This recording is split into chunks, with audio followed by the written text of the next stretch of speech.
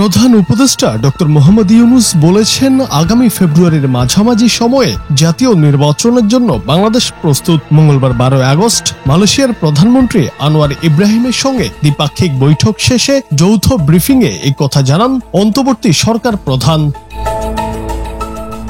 ব্রিফিংয়ে প্রধান উপদেষ্টা বলেন, বাংলাদেশ অর্থনীতি সহ সব বিষয়ে ঘুরে দাঁড়ানোর চেষ্টা করছে। এ সময় তরুণদের শিক্ষা ও কর্মসংস্থানের সুযোগ করে দেয়ায় মালয়েশিয়া সরকারের প্রতি কৃতজ্ঞতা জানান ডক্টর ইউনূস। সেই সাথে দেশটির ব্যবসায়ীদের বাংলাদেশে বিনিয়োগের আহ্বান জানান।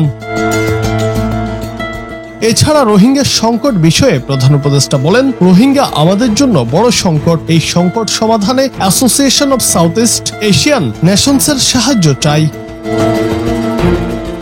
এ সময় মালয়েশিয়ান প্রধানমন্ত্রী আনোয়ার ইব্রাহিম বলেন, বাংলাদেশের শান্তি প্রতিষ্ঠায় ডক্টর ইউনূস গুরুত্বপূর্ণ ভূমিকা পালন করেছেন। দ্বিপাক্ষিক বৈঠকে প্রতিরক্ষা, জ্বালানি ও হালাল খাদ্য সহ বিভিন্ন খাতে 5টি সমঝোতা স্মারক সই হয়েছে। জুনায়েদ আহমেদ, বাংলা টিভি।